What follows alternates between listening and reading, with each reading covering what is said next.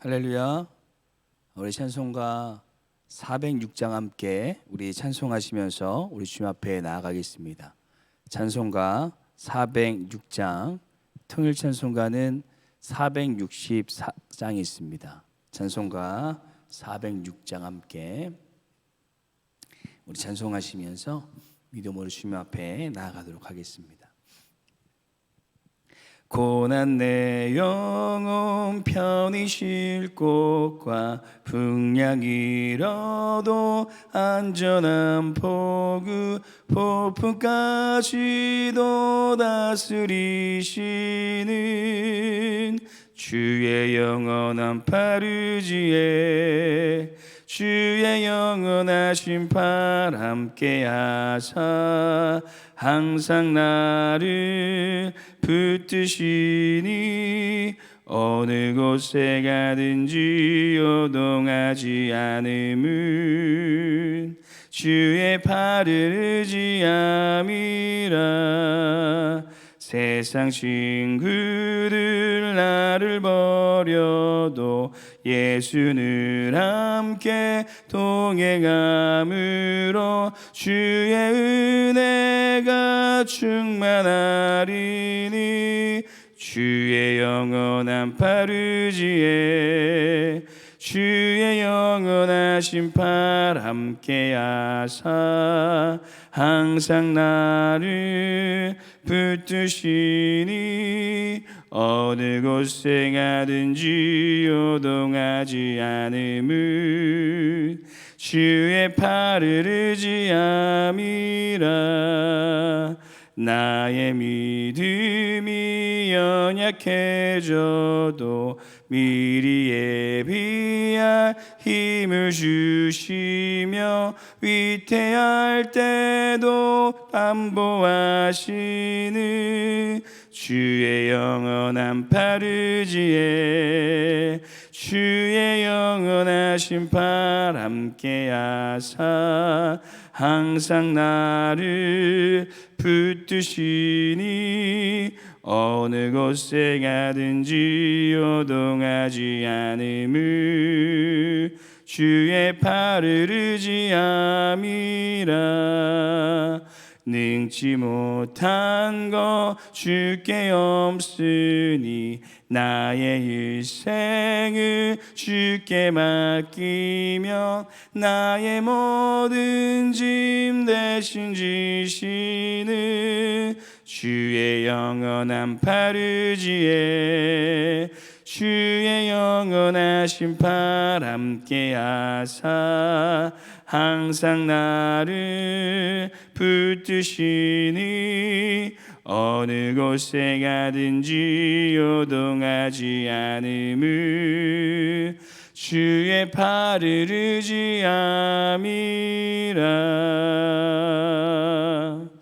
아멘. 기도하시겠습니다. 언제나 크신 팔로 우리를 붙들어 주시는 하나님 아버지, 거센 폭풍우 속에서도 우리를 지켜주시고 변함없이 주님 앞에 나올 수 있도록 인도하여 주신 은혜에 감사드립니다. 언제나 하나님께서 우리를 지켜주심을 기억하며 어떠한 상황 가운데서도 요동하지 않는 믿음을 더하여 주시옵소서.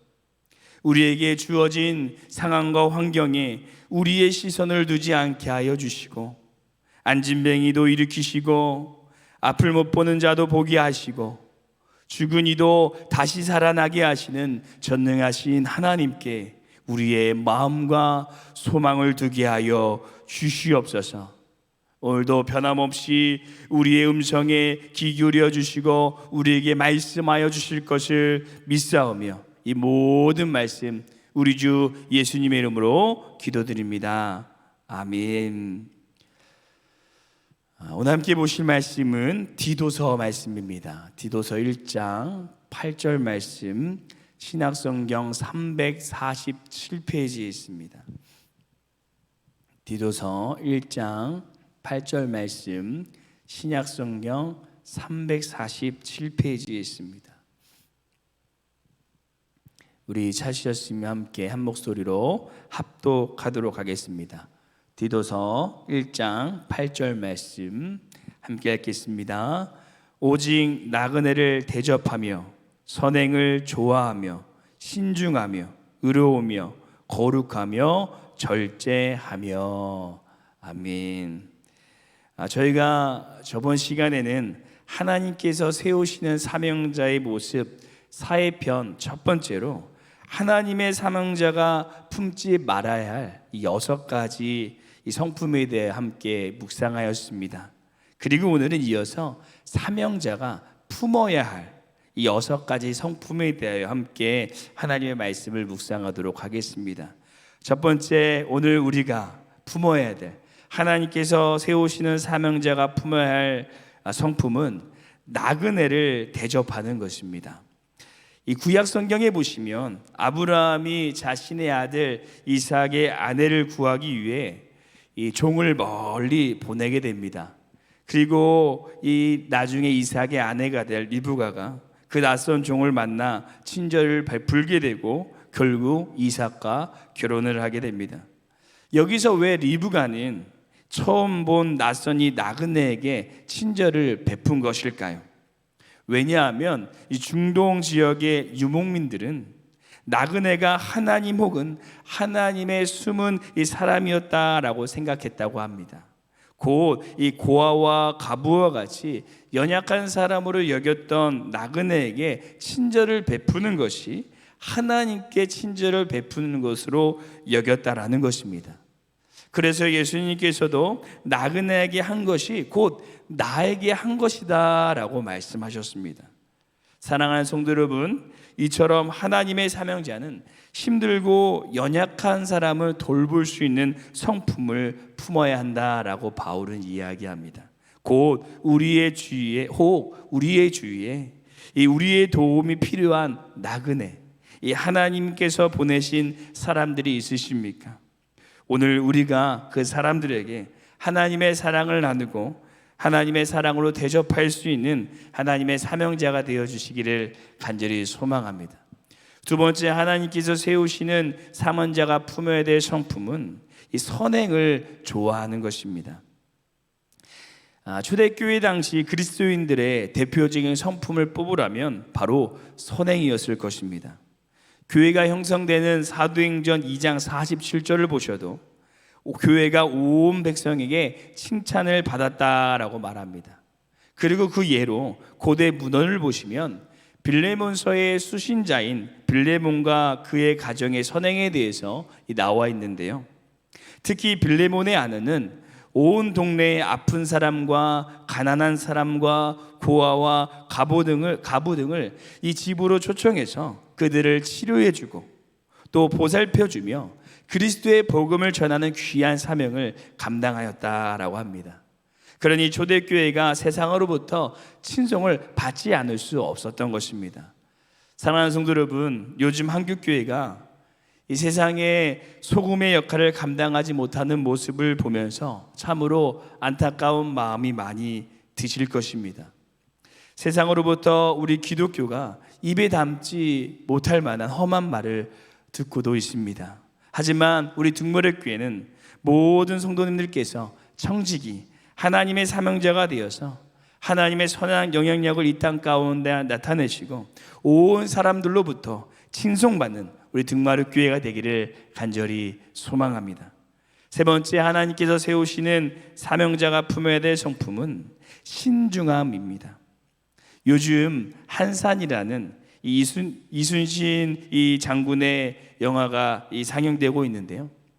이 한산대첩의 승리 직후에 이순신 장군은 평양과 함경도로 연결되는 일본 보급로의 시작점인 이 부산을 공격하였습니다. 그래서 일본군은 부산을 지키기 위해 진해 이 거제 등지에 외성을 쌓고 이 전라 진출을 모색하였다고 합니다. 그러한 상황 속에서 이순신의 선택은 견내량이었습니다. 좁은 골목의 견내량이라면 적은 병력으로도 많은 왜군을 막을 수 있을 것을 판단했던 것입니다. 그리고 그 결정이 적중하여 이후 일본군은 무려 4년 동안 부산, 거제 일대에 한 발짝도 진군하지 못하였다고 합니다. 이순신 장군의 신중한 선택이 돋보이는 일이었습니다. 우리는 많은 역사를 통해 지도자들의 작은 선택이나 행동이 이 공동체에 막대한 영향을 끼치는 것을 보게 됩니다. 그래서 지도자는 모든 면에 있어서 신중할 필요가 있습니다. 이것은 교회도 마찬가지입니다. 교회 모든 일을 진행하고 결정할 때 사명자는 가장 먼저 하나님 앞에 기도하고 신중히 선택해야 됩니다. 또한 우리의 삶에서도 모든 선택과 행동을 할 때 먼저 하나님께 기도하고 행동하는 습관을 가져야 됩니다. 그럴 때 우리는 하나님의 인도하심을 받는 사명자, 하나님의 통치하심과 다스리심을 받는 사명자가 될 줄로 믿습니다.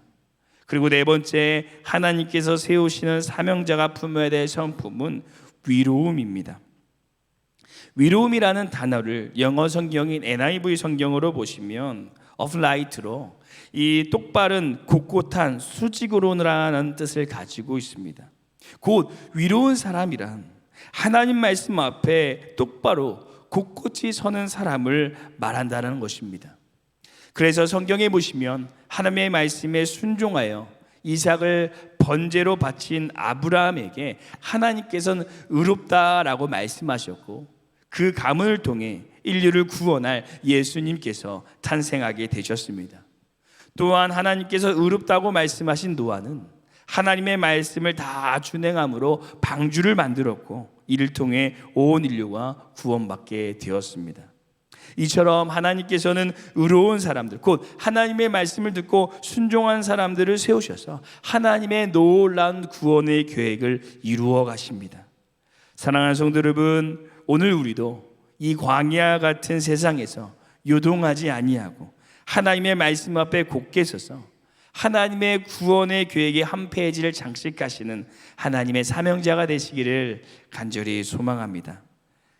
다섯 번째, 하나님께서 세우시는 사명자가 품어야 될 성품은 거룩함입니다. 어느 미국 교회가 매일 노숙자 300여 명에게 아침과 점심 식사를 제공하였다고 합니다. 그러자 이 소문이 온 지역에 퍼져나가서 이 상점들이 많은 빵과 통조림과 야채 등을 후원해 주었습니다. 그래서 새벽 기도 때가 되면 교회 입구에 빵가게에서 가져다 준 빵들이 수북했고, 빵이 필요한 많은 사람들이 그 빵을 무료로 가져갔다고 합니다. 그런데 몇 개월이 지난 어느 날 동네 상가의 한 사람이 우연히 빵집을 지나가다가 그 교회에 목사님께서 한 빵집 앞에서 빵을 보고 계시는 것을 목격했습니다. 그리고 그 사람이 이 목사님께서 빵에 관심이 많으셔서 빵만 보면 간절히 묵상하시는구나 라고 생각하고 길을 가려던 그 순간, 그 목사님께서 유통기한이 얼마 남지 않은 빵을 싸게 구입하는 것이었습니다. 그분의 위치라면 산더미처럼 쌓여있는 빵 한가운데서 한두 개 정도는 그냥 먹는다고 해도 아무도 그 목사님을 비난하지 않을 텐데, 그렇지 아니하고 직접 빵을 사서 먹는 목사님을 보면서 그 사람은 이 거룩의 실체를 보게 되었다라고 말하였다고 합니다. 사랑하는 성도 여러분, 거룩이란 무엇일까요? 바로 세상과 구별되어서 코람되어 곧 하나님께서 언제나 우리를 지켜보고 있음을 인지하는 것입니다. 거룩이란 세상과 구별되어서 하나님께서 언제나 우리와 함께하여 주시고 우리를 지켜보고 계심을 인지하는 것입니다. 우리가 이렇게 거룩함을 품을 때 세상은 그 사명자를 거룩하다고 할 뿐 아니라 그 모든 경경을 우리 하나님께서도 받으시는 줄로 믿습니다. 마지막 여섯 번째, 하나님께서 세우시는 사명자가 품어야 될 성품은 절제라라고 말합니다. 깊은 산속에 사는 멧돼지가 있었습니다. 하루는 먹이를 찾아서 어슬렁어슬렁 걸어다니다가 뜻밖의 많은 도토리들이 바닥에 떨어져 있는 것을 발견하게 됩니다. 멧돼지는 정신없이 그것을 주워 먹었습니다. 그런데도 이 양이 차지 않았던 것 같습니다. 그래서 멧돼지는 낙엽을 펴쳐 보았고 그곳에서 여러 알의 도토리를 또 보게 되었습니다. 미련한 멧돼지는 이 맛있는 도토리가 땅 속에서 나는 줄만 알고 계속해서 땅을 파헤치기 시작했습니다.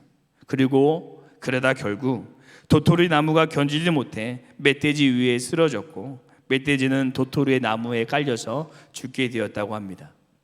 마지막으로 하나님께서 세우시는 사명자가 품어야 될 성품은 절제인데요, 이 절제는 성령님의 도우심을 받아 어떤 제약이나 잘못된 습관의 지배를 받지 않도록 스스로를 다스리는 것을 말합니다. 절제는 먹는 일, 마시는 일, 성적인 유혹, 감정 표현, 말을 사용하는 일, 시간 사용 등 우리의 생활의 전반적인 모든 부분에서 꼭 필요한 성품입니다. 그래서 성령의 9가지 열매의 맨 마지막도 무엇입니까? 바로 절제인 것입니다. 곧 절제는 모든 성품을 완성시키는 성품이다라고 말할 수가 있습니다. 사랑하는 성도 여러분, 식욕을 절제하지 못한 에서는 팥죽 한 그릇에 그 장자의 명분을 팔았습니다. 저도 조심해야 될 것 같습니다. 그리고 요셉은 보디발의 아내의 유혹에도 절제함으로 하나님께서 세우시는 사명자가 되었습니다. 그래서 사도 바울은 고린도전서 9장 25절에 이렇게 얘기합니다. 이기기를 다투는 자마다 모든 일에 절제하나니 그들은 썩은 승리자의 관을 얻고자 하되 우리는 썩지 아니할 것을 얻고자 함이라. 우리가 이 믿음의 선한 싸움에서 승리하는 사명자가 되기 위해서는, 하나님께서 세우시는 믿음의 사명자가 되기 위해서는 절제가 매우 중요하다라는 것입니다.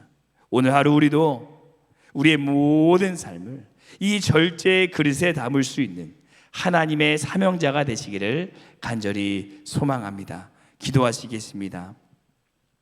거룩하신 하나님 아버지, 우리를 하나님의 사명자로 불러주시고 하나님의 귀한 사명을 감당하게 하여 주심을 감사드립니다.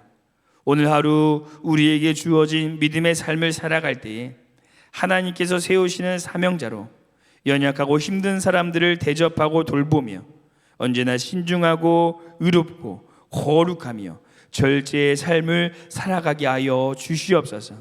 그래서 우리의 선한 영향력을 통해 오직 하나님께서 홀로 영광 받아주시고 그리스도의 사랑의 흔적을 이 땅 가운데 남기는 믿음의 삶이 되게 하여 주시옵소서.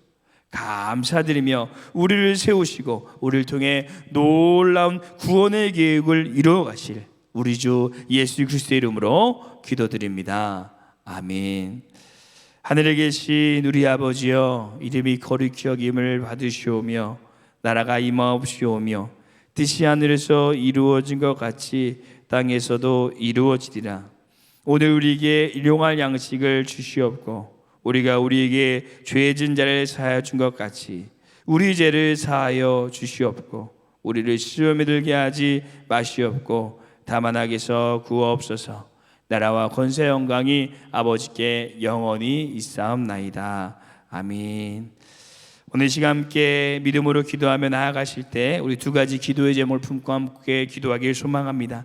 첫 번째 기도하기는 우리가 하나님의 성품을 품어서 이 땅 가운데 하나님의 사랑을 온전히 증거하는 그리스도의 사랑의 흔적을 남기며 나아가는 하나님의 사명자가 되게 하여 주시옵소서라고 기도해 주시고, 또 두 번째 기도하시기는 초등부, 유치부, 청소년부, 청년부 수련회가 계속해서 진행되어지고 있고 또 진행되어질 것입니다. 이 모든 수련을 통해 등마루의 다음 세대들이 하나님을 인격적으로 만나고 하나님의 믿음의 자녀들, 하나님의 사명자로 세워줄 수 있는 우리 등마루교회 교육부가 되게 하여 주시옵소서. 이 두 가지를 위해 함께 기도하시고 우리 교회와 담임 목사님과 함께 기도하시고 우리 개인 기도하도록 하겠습니다. 함께 기도하시겠습니다.